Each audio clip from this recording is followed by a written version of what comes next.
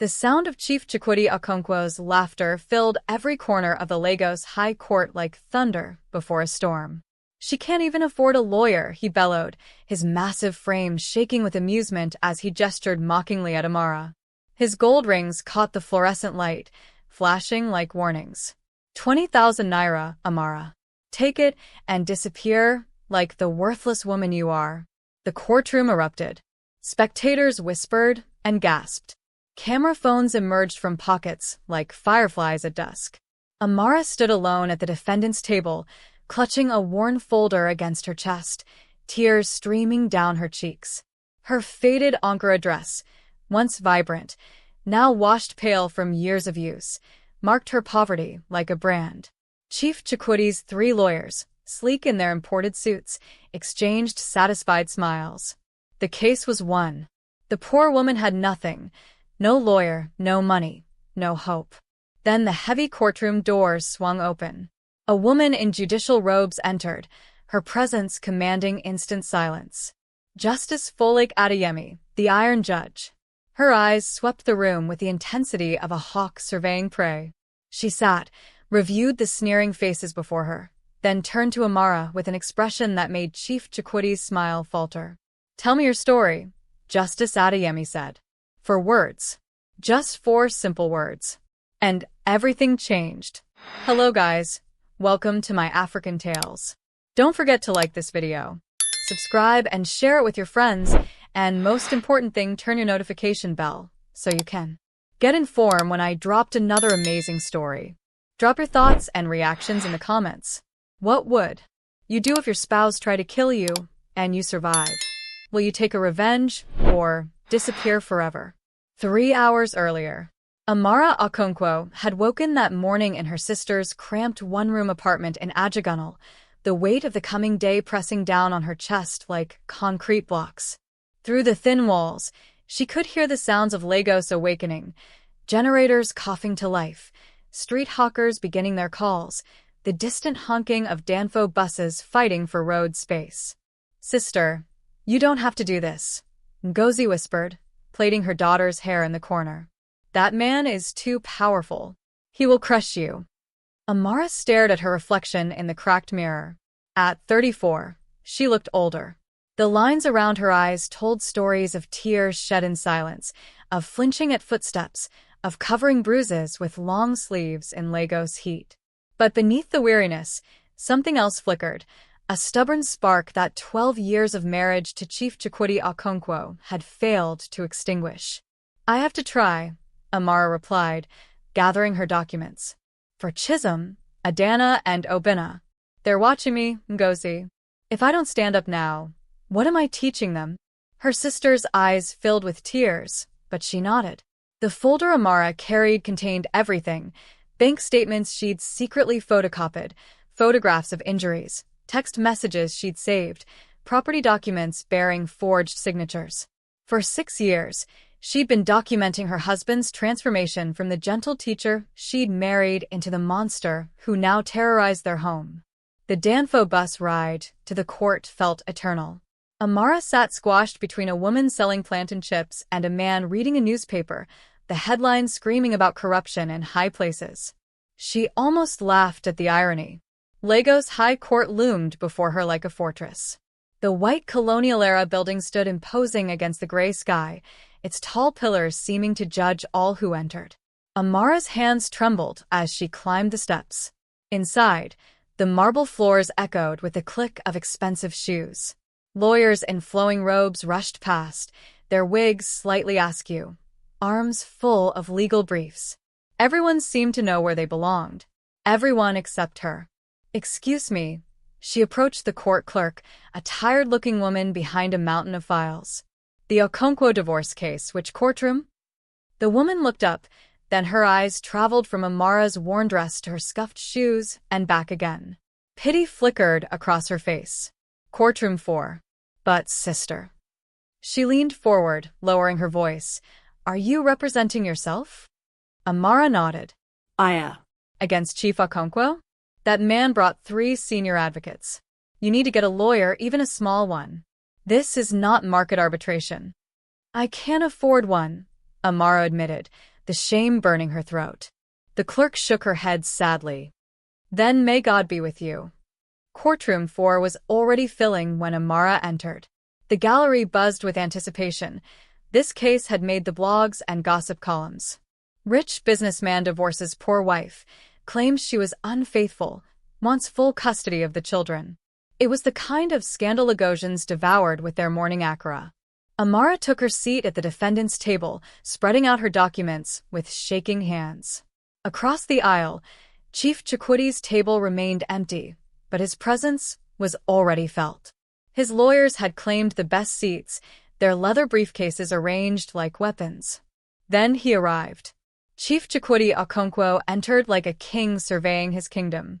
His agbada was white, pure, expensive white, embroidered with gold thread that probably cost more than Amara had spent on food in 6 months. His lawyer entourage followed, their robes swishing importantly. He didn't even glance at her. But the courtroom noticed him. Whispers spread like wildfire. That's Chief Okonkwo, the oil and gas magnate. See his lawyers, all senior advocates. The woman is finished. Amara kept her eyes down, focusing on her breathing. In, out. In, out.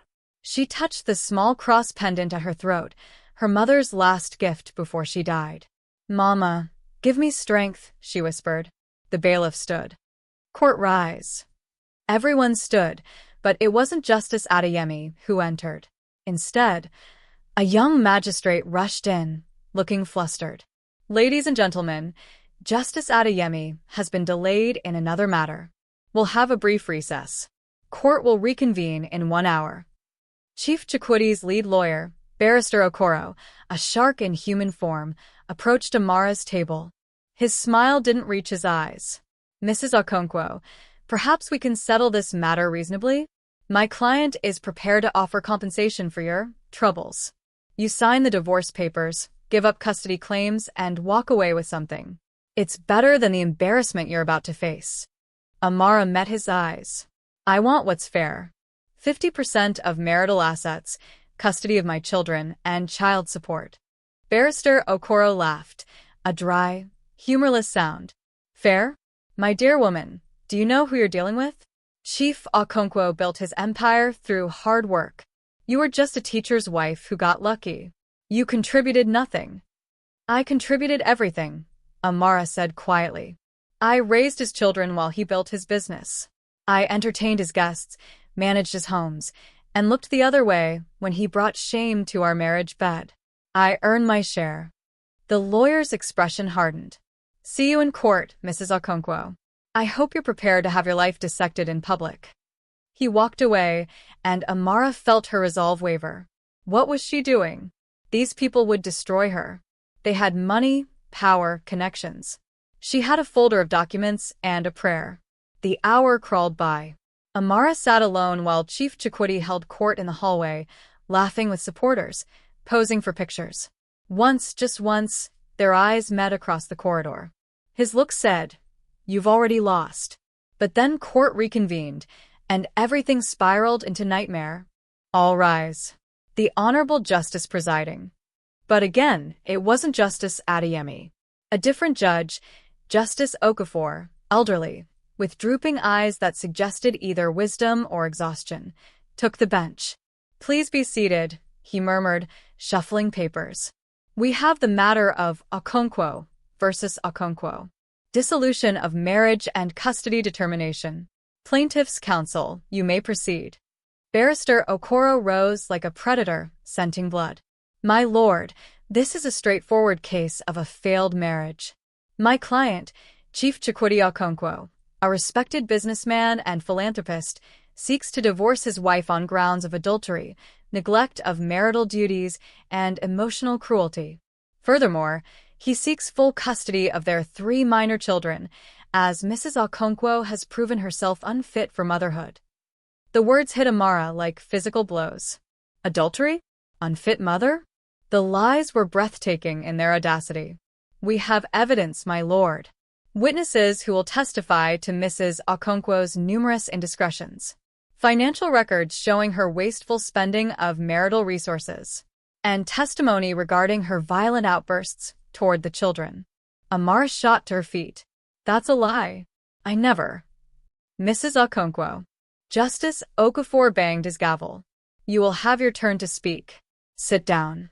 She sat, humiliation burning through her veins. Barrister Okoro smiled. My lord, may we call our first witness? A woman Amara had never seen before took the stand. She wore too much makeup and avoided eye contact. State your name for the record. Blessing Nwosu. And how do you know Mrs. Okonkwo? I was her neighbor. In Lekki, when they lived in the big house. Another lie. Amara had never lived in Lekki. And what did you observe about Mrs. Okonkwo's behavior? Blessing launched into a practice speech about seeing Amara with different men while her husband traveled. About hearing her scream at the children, seeing her throw expensive items in wasteful tantrums. It was fiction, elaborate and damning. Chief Chikwudi sat back, arms crossed, nodding along to the performance. Two more witnesses followed, each adding layers to the fabricated portrait of Amara as an adulteress, abusive spendthrift. The gallery murmured disapprovingly. Amara felt their judgment like insects crawling on her skin. My lord, Barrister Okoro concluded, the evidence is clear. Mrs. Okonkwo is not fit to raise these children. She has squandered my client's resources, betrayed his trust, and created an unstable home environment. Chief Okonkwo seeks only to protect his children and salvage what remains of his dignity. Justice Okafor turned to Amara. Mrs. Okonkwo, I see you have no legal representation. Do you wish to cross-examine these witnesses? Amara stood on shaking legs. My lord, these people are lying. I've never met them before. I never lived in Lekki. Do you have evidence to contradict their testimony? I have documents, my lord. Bank statements, photographs. Hearsay and conjecture, my lord. Barrister Okoro interrupted. She has no credible defense. Mrs. Okonkwo, Justice Okafor sighed. Without proper legal counsel, you're at a severe disadvantage. I strongly suggest you retain a lawyer and request a continuance. I can't afford a lawyer, my lord, Amara said, her voice breaking. The words hung in the air like a confession of defeat.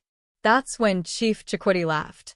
It started as a chuckle, then grew into full-throated amusement.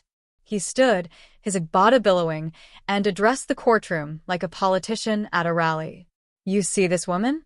He pointed at Amara. She can't even afford a lawyer. Yet she wants to take half of everything I've built? I, who started with nothing and became something.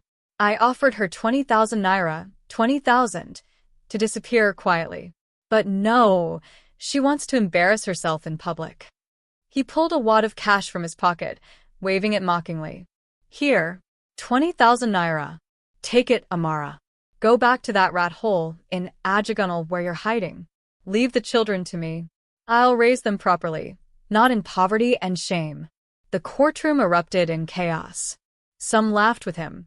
Others looked uncomfortable. Phones appeared, recording the spectacle. Amara felt something break inside her. Not her spirit, something deeper. The last chain of fear that had kept her silent for 12 years. You beat me, she said quietly. Chief Chikwidi's laughter faltered. You beat me for 6 years. Amara's voice grew stronger.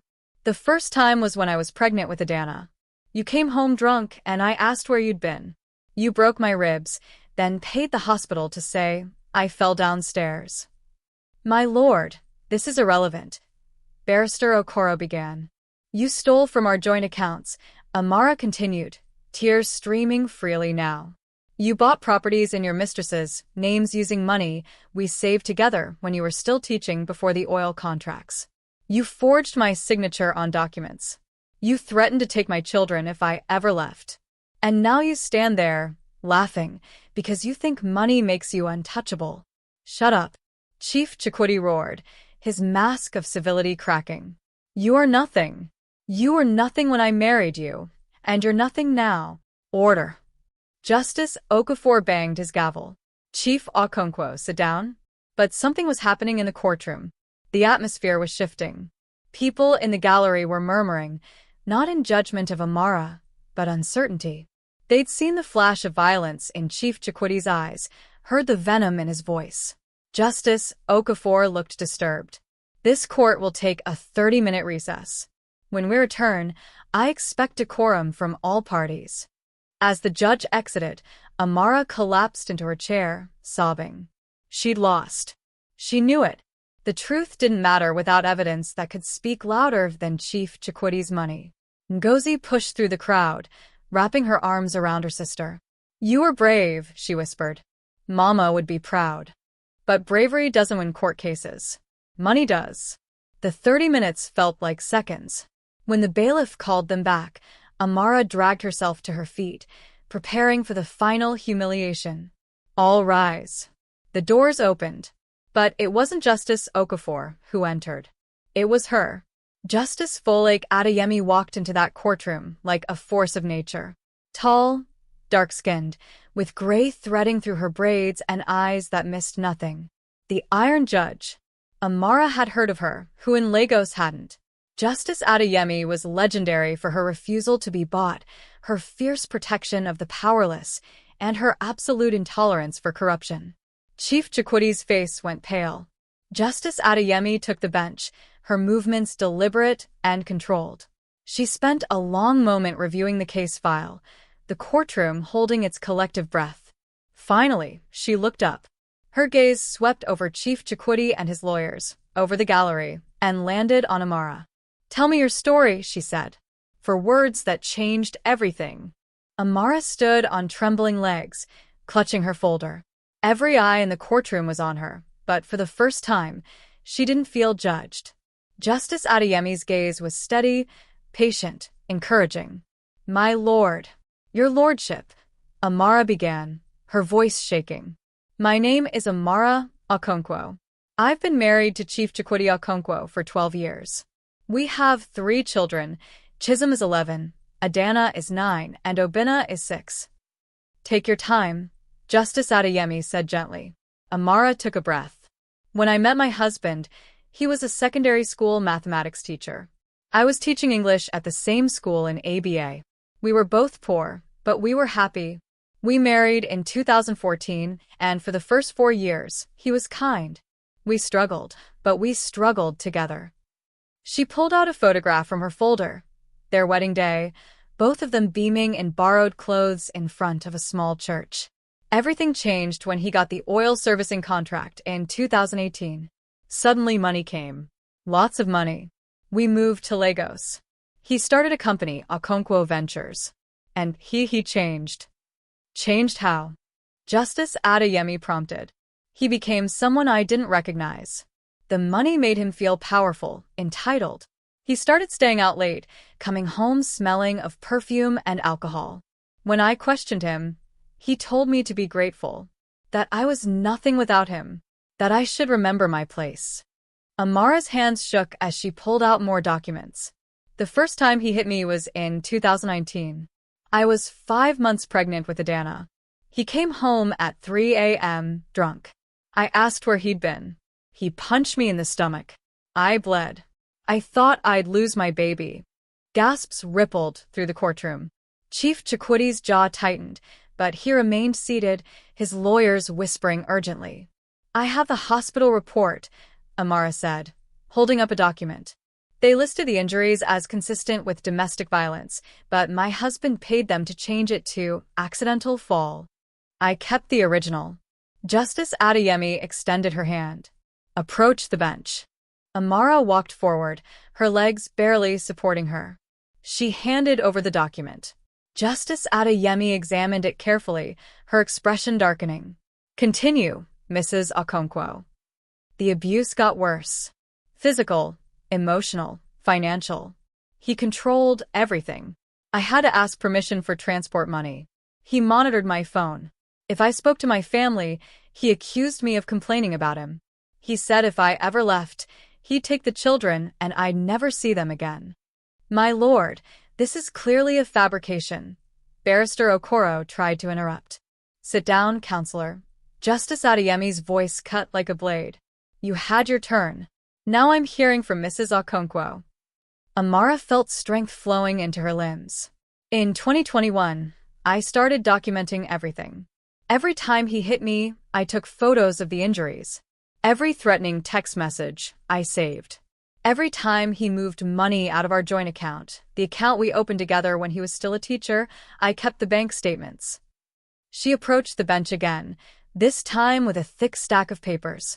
These are bank statements from our joint account at First Bank. You can see regular deposits when we were both teaching, small amounts but consistent. Then in 2018, when the oil money started coming, you can see large deposits. Millions of naira. Justice Adeyemi flipped through the statements, her expression unreadable. Now look at 2020 onwards. Large withdrawals, 5 million, 10 million, 20 million, transferred to accounts I didn't know existed. My husband has been systematically draining our marital assets and hiding them. Chief Chukwudi shot to his feet. She's lying. That money was from my business ventures. She has no claim to it. Chief Okonkwo, one more outburst, and I'll hold you in contempt, Justice Adeyemi warned. Sit down. He sat, but his hands were clenched into fists. Amara continued, her confidence growing with each word. I have documentation showing properties purchased in the names of various women, his mistresses. 3 houses in Lekki, 2 in Abuja, 1 in Port Harcourt. All bought with money from our joint account, but the deeds are in other people's names. My lord, how could she have access to such documents? Barrister Okoro protested. This is clearly fabricated. Is it fabricated, counselor? Or did your client simply assume his wife was too stupid and too intimidated to gather evidence? Justice Adeyemi's tone was ice-cold. She turned to Amara. How did you obtain these documents, Mrs. Okonkwo? My husband keeps files at home, your lordship. He never imagined I'd look through them. I started photocopying everything 6 years ago. Contracts, property deeds, business registrations. I hid the copies in my sister's house. Justice Adeyemi leaned back, her eyes narrowing as she studied Chief Chukwudi. Mrs. Okonkwo, you mentioned witnesses who testified against you earlier. Do you know these people? No, your lordship. I've never seen them before in my life. We never lived in Lekki. I've never even been inside those houses my husband bought there. We live in a modest flat in Ikeja. My husband keeps the Lekki properties for other purposes. I see. Justice Adeyemi made a note. And the allegations of adultery and child abuse. Amara's eyes filled with fresh tears. Your lordship, my children are everything to me. Everything. I have never raised a hand to them. I have never been unfaithful to my husband, despite his countless affairs. These accusations are designed to paint me as unfit, so he can take my babies from me. Do you have anyone who can testify to your character as a mother? I have my children's teachers, your lordship. Their neighbors. The women at our church. Anyone who actually knows me, not paid liars. Justice Adeyemi nodded slowly. She turned to Chief Chukwidi's legal team. Counselor Okoro, your witnesses claimed Mrs. Okonkwo lived in Lekki. Yet she claims they've never met and she's never lived there. Can you provide lease agreements or property documents showing the Okonkwos resided in Lekki? Barrister Okoro shuffled papers nervously. My lord, that is. You can't, can you? Because they never lived there. Justice Adeyemi's voice could have frozen fire. Your witnesses committed perjury in my courtroom. The atmosphere shifted dramatically. Chief Chukwidi's lawyers huddled together, whispering frantically. Justice Adeyemi addressed Amara again. Mrs. Okonkwo, you've presented serious allegations of financial fraud, asset concealment, and domestic violence. If even half of this is true, this isn't just a divorce case. It's potentially criminal. Are you prepared for the consequences of these accusations? Amara lifted her chin. Your lordship, I'm prepared to tell the truth. Whatever consequences come, I've lived in fear for too long. My children deserve better. I deserve better. For the first time, Justice Adeyemi smiled, a small, fierce expression of approval. Court will adjourn for 2 hours. When we reconvene, I want forensic accountants present to review these financial documents. I'm also ordering the immediate freezing of all accounts associated with Chief Chukwudi Okonkwo pending investigation. Bailiff, ensure this order is executed immediately. The courtroom exploded. Chief Chukwudi roared protests. His lawyers scrambled. Journalists rushed out to file stories. But through it all, Amara stood tall, tears of relief streaming down her face. Justice Adeyemi caught her eye and gave a slight nod. The battle wasn't over. But for the first time in 12 years, Amara wasn't fighting alone. The 2-hour recess felt like a lifetime and an instant simultaneously. Amara sat in a small waiting room with Ngozi, unable to eat the meat pie her sister had bought from a hawker outside. I can't believe it, Ngozi kept repeating. Justice Adeyemi actually listened. She actually listened. Through the window, Amara could see Chief Chukwudi pacing in the corridor, phone pressed to his ear, his face purple with rage. His lawyers surrounded him like anxious birds, their earlier confidence evaporated. A court clerk entered. Mrs. Okonkwo? There's someone here to see you. Says he's a friend. A man in his 50s entered, wearing simple clothes but carrying himself with quiet dignity. It took Amara a moment to recognize him. Mr. Emmanuel Obi, the assistant manager at First Bank where she and Chukwudi had opened their first joint account 13 years ago. Amara, he greeted gently. I heard you were representing yourself. I wanted to come and support you. Mr. Obi. Amara felt fresh tears threatening. You remembered us. Of course I remember. You and your husband came in together, 2 teachers wanting to save for your future. You deposited 5,000 naira that first day, everything you had. I remember thinking, now here's a couple who will make it. His expression saddened.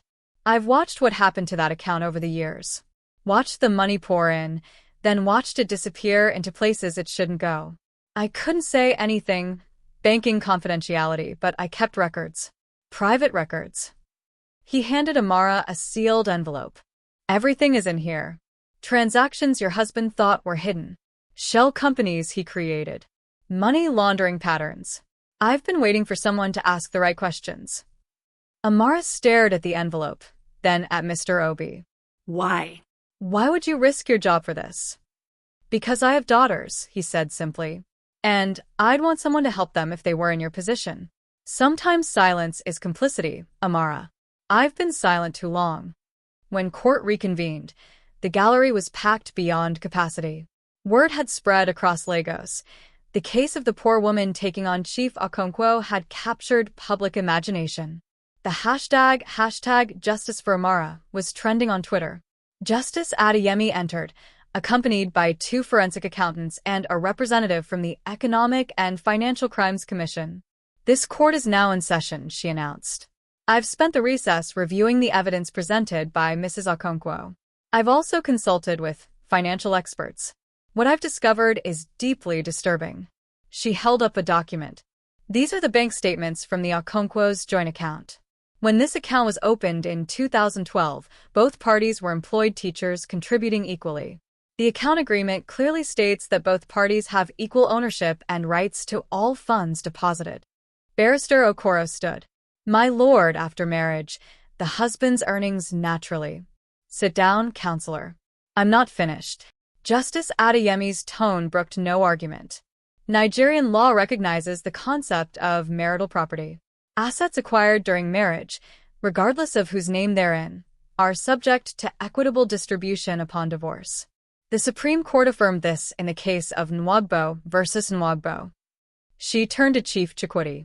Chief Okonkwo, you opened this account with your wife when you were both earning modest salaries.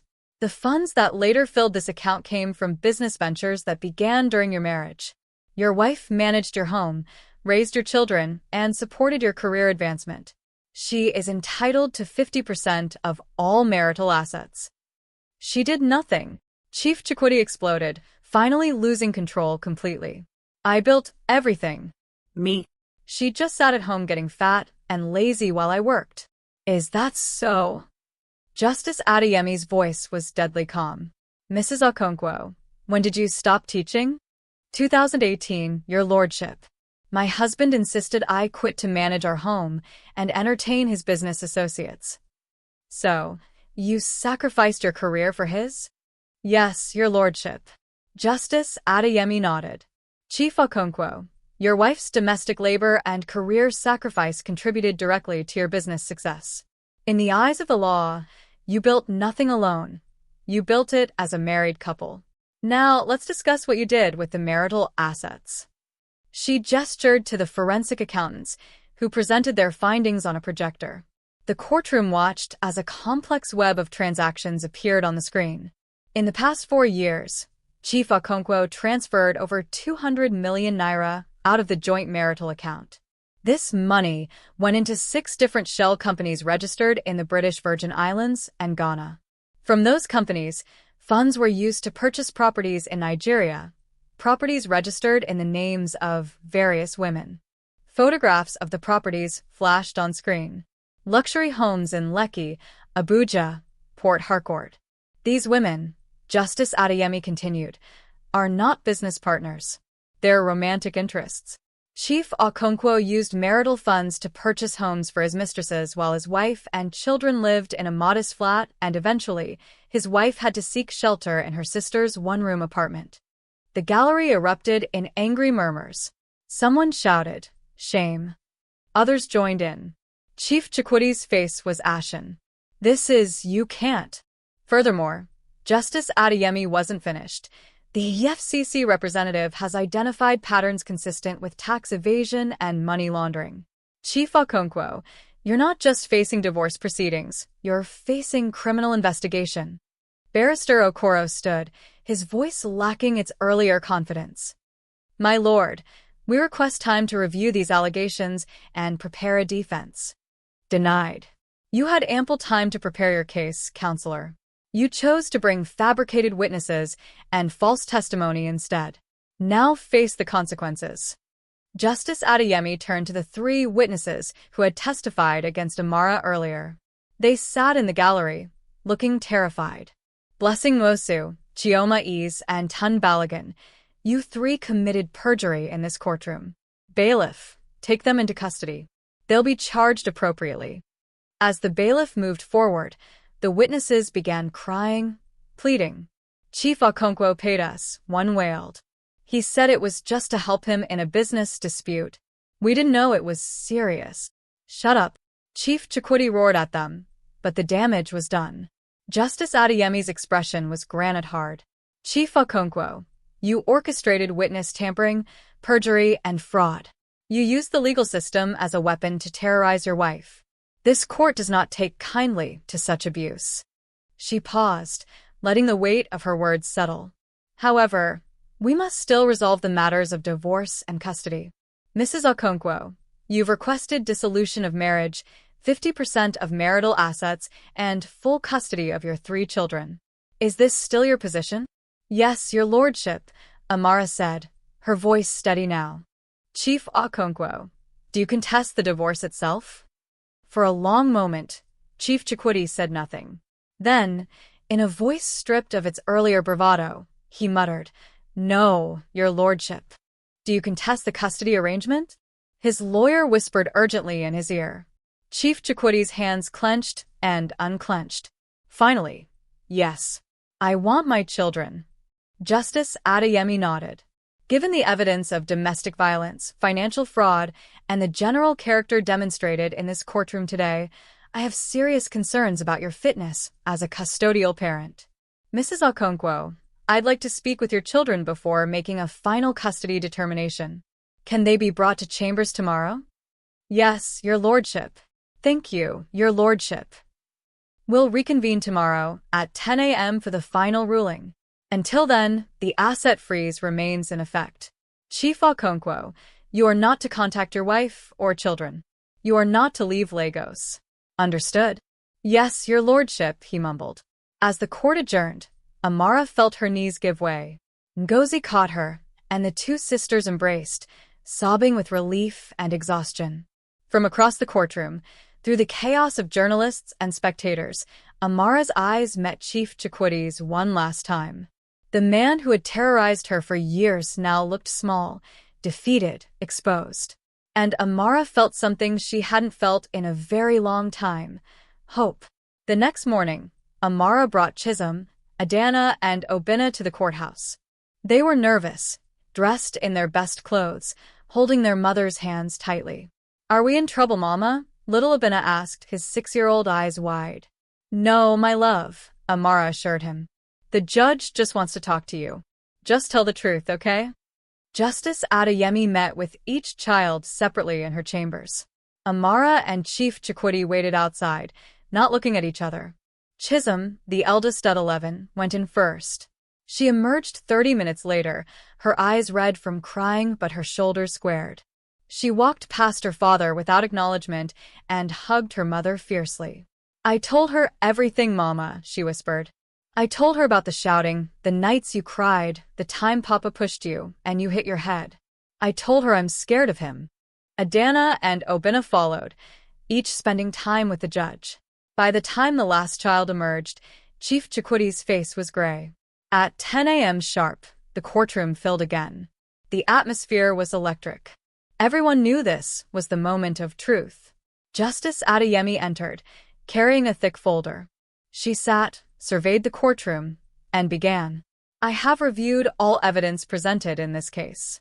I have examined financial records, medical reports, testimony, and most importantly, I have spoken with the 3 children at the center of this dispute." She paused, her gaze settling on Chief Chukwudi. "Chief Chukwudi Okonkwo, you came into this courtroom believing money and power placed you above accountability. You attempted to use the legal system to crush a woman who had already suffered years of abuse at your hands. You brought false witnesses. You concealed assets. You threatened and intimidated. And you showed absolutely no remorse." Her voice rose. "This court exists to protect the vulnerable from the powerful. It exists to ensure justice, not to rubber stamp the desires of the wealthy. You will not find compliance here." She turned her notes. "I hereby grant the petition for divorce. The marriage between Chukwudi Okonkwo and Amara Okonkwo is dissolved, effective immediately." Amara exhaled a breath she felt she'd been holding for 12 years.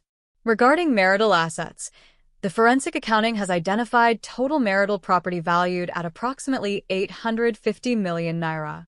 This includes cash, properties, business interests, and investments. Mrs. Okonkwo is awarded 60% of all marital assets, 510 million naira, in recognition of her sacrifice career, domestic labor, and the financial misconduct engaged in by Chief Okonkwo. The courtroom gasped. Chief Chukwudi half rose from his seat. 60%? This is robbery. Sit down. Justice Adeyemi commanded. You stole from your own family, hid assets in your mistress's names, and attempted to leave your wife and children destitute. 60% is generous considering I could award her everything and cite your fraud as grounds. You're fortunate I'm showing any restraint at all." She continued, "The properties currently in other individuals' names that were purchased with marital funds must be transferred to Mrs. Okonkwo's name or liquidated with proceeds going to her. Chief Okonkwo, you have 90 days to comply or face contempt charges. Regarding custody, I have heard from 3 articulate, honest children who expressed clear preferences about their living arrangements. All 3 children expressed fear of their father and deep love for their mother. All 3 recounted instances of witnessing domestic violence. All 3 unequivocally wished to live with their mother." Justice Adeyemi's voice softened slightly as she looked at Amara. "Mrs. Okonkwo, you are granted full physical and legal custody of Chisholm, Adana, and Obinna Okonkwo." Amara's hands flew to her mouth as tears flowed freely. Behind her, Ngozi wept openly. "Chief Okonkwo, you are granted supervised visitation rights, 2 hours every other Saturday at a location to be determined by a family court counselor. These visits will continue only if you attend court-mandated anger management and parenting classes. If you miss more than 2 consecutive sessions, or if any reports of intimidation or inappropriate behavior emerge, these visitation rights will be revoked." Chief Chukwudi sat motionless, his empire crumbling around him. Regarding child support, Chief Okonkwo, you will pay 500,000 naira monthly in child support until each child reaches 18 or completes tertiary education, whichever comes later.